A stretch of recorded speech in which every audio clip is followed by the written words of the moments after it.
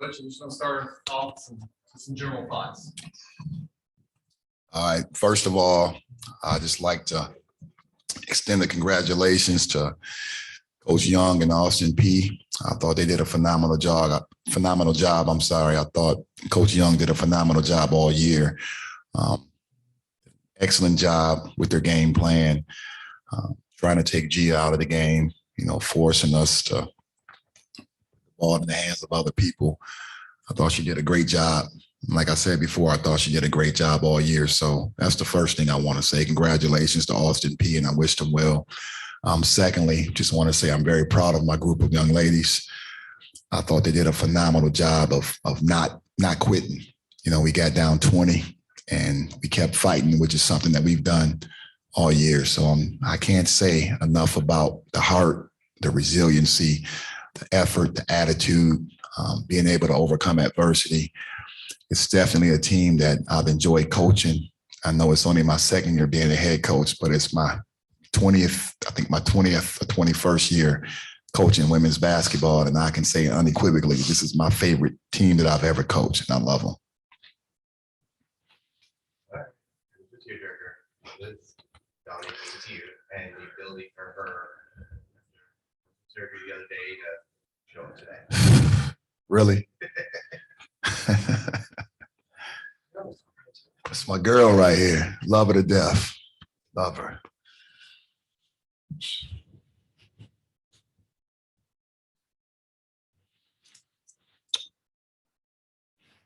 It's tough.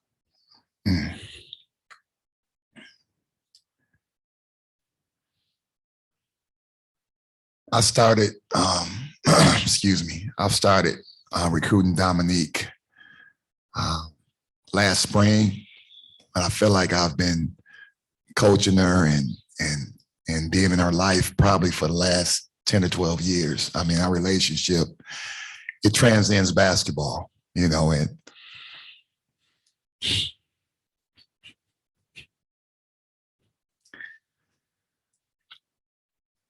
she wasn't even coming to TSU. She was going to the military, right? Start her career. And I'll never forget, I was actually driving to go see one of my former players at her draft party, Unique Thompson at Auburn. I was driving to go attend the Unique's draft party, and I get a text from Dominique, and obviously I don't text and drive, so off on the exit, and I saw Dom Clater. I'm like, she told me she was going to the military. So read it, and it was like, hey, coach, usually that's code for give me a call. So I called her, like, what's going on? She's like, hey, look, I'm reconsidering, and just from that moment on, I'm not gonna give you the whole story. I'll cut it short. Obviously, I know we're doing a press conference, but from that moment on, I knew she was special. The fact that she prolonged a military career, that eventually when she's done playing basketball, because she's not done now, she's not done. She's going to play after college, and we're going to make sure of that. But to prolong a military career, just to come to a team where no recent history, no recent tradition, didn't have much to offer other than honesty, transparency. And she came in and from day one, just set the tone, on the court, off the court.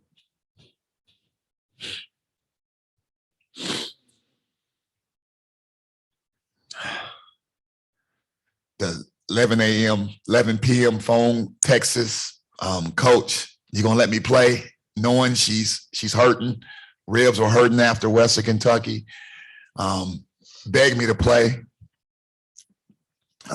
When she hurt her knee in Eastern Illinois, begging me to play. Up until the last game when we played Eastern Illinois, at home, and she was on the bicycle. I saw her out the corner of my eye, and she had been begging me 3 days before just about suiting up one more time. And I didn't think it was a great idea, but that just shows you the type of person that she is. She's a leader on and off the court, and she's the epitome of what you want to coach as a coach. She's the reason why you do this. She was the heart and soul of the team. Gave a better pregame speech yesterday via FaceTime than I did in person. And as you can see, her mom drove her down today. It just shows you the type of person that she is. And my only regret is I didn't have her for 4 years. What do you tell other people that may be in the transfer portal that 2016 that coach said, you're supposed to go into the military, then you came here. What do you tell people, about this? Like, you took a year, gave a chance for the coach. What do you tell other people about this place and your experiences here? I mean, for me, I felt like they were going to take a chance on me. So I felt like, why shouldn't I take a chance on them? Because you never know what could happen. I mean, clearly we started out, we were doing great. Some things happened. Went on a little bad little segment here. Finally got back good. But, it didn't end the way we wanted to. But what I would tell people is just, you never know what you're going to get. So, you just got to take a chance, leap of faith, and just go hard about it. Like, if that's what you're going to do, you got to be set and you got to be disciplined, and that's what you're going to do. To me, you just got to go hard. I just tell people, you just never know. And it could be like your last day, like today. Like I was telling the girls, like, it could be your last time that you step on the floor. So you got to leave everything out there, no matter what.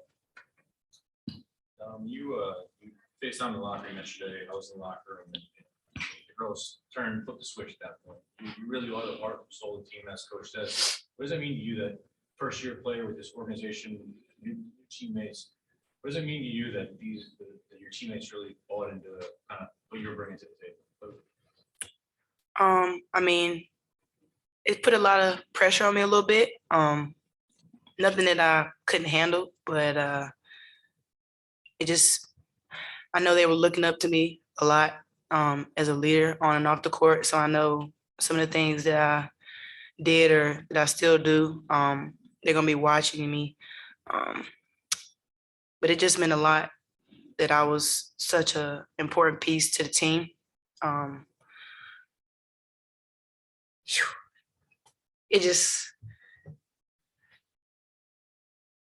Your turn. Nope, not my turn. It just really means a lot. Because I really didn't know what I was gonna do.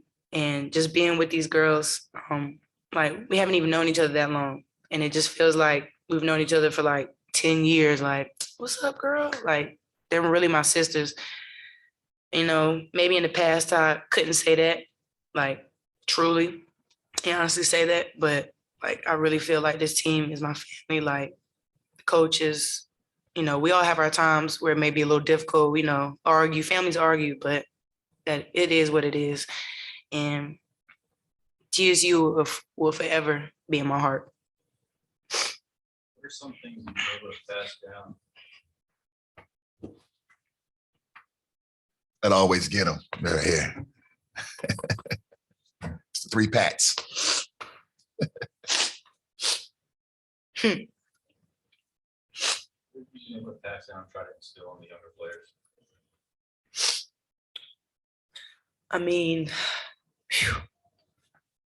You gotta play with some heart all the time. Like I said, you never know what's gonna happen. Like, with the team, with yourself, like for instance, myself, I didn't know I was gonna get injured, but I was trying to make sure I gave everything I got. Practice, games, whatever the case may be, I'm trying to recover. I'm making sure that they looking up to me and seeing that recovery is key, that getting in the gym and your off time is key. Whatever the case may be, just gotta leave it all out there. You just gotta put your heart into it. If you believe, and as long as you believe in the system and believe that you got this and just have faith, I think you'll be all right. And TSU did that. So positive this year. Let's walk outside. 12 win improvement from last year. You won the Stetson tournament. You got the first OVC freshman year, first conference since 2012. How do you put a ball on the season? Obviously, all those things are important.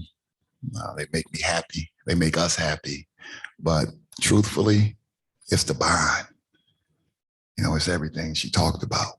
It's the bond, because I was telling them in the locker room, you know, at the end of a year, only one team wins the championship, you know, and everybody else, basically you end your season, you know, on a losing note. So if you don't fall in love with the with the journey, then you're missing out. So our whole deal is just to fall in love with the journey, fall in love with the process. And that's something that we talk about a lot, you know, and that's something that we've definitely done. We're bonded for life, you know. I'm gonna be 50 in June. I got about 25 summers left, you know, and that's how I look at it, you know. But for those 25 summers, they will forever be a part of those 25 summers, you know. And that's why, as a coach, that's why you do what you do. When I say I love them, I mean it. We just have to be fully bought in, just being fully bought in and believing in the process. And once we do that, it'll click. And I think it happened for us. Happened a little late, but you know, it is what it is. Well, we had 8 months together. And like I was telling them, we're playing against teams who've been together for 4 and 5 years. You know, it's a different system. It's a different philosophy. So it takes about a year to get used to how we play. We've done this in 8 months. We're playing against teams that's been together 4, 5, 6 years with COVID. So they have nothing to hang their heads about. I'm extremely proud of them. The effort today, the resiliency. So I have no regrets whatsoever. You sure I don't got one more year? We'll check. I got one more for you, John. Hearing how much you guys took a chance on each other, all that, what does it mean to you that a coach cares about you more than just as a player? Whew, that mean a lot. Because it could have went either way. Either they care about you just as an athlete and they don't care what you do outside of that, or they just, I mean, they could care about you not at all. Like, so for them to just take a chance and to fully care about us as a person, a student, an athlete, just overall, I mean, he was like a father to us, basically. I mean, he took us in, he watched over us. I mean, he watched our back. We got his back just like he has ours. So it just really means a lot. That's my girl. Love her. My big bald headed dude, right? Huh? All right. It's my oldest daughter. Appreciate it.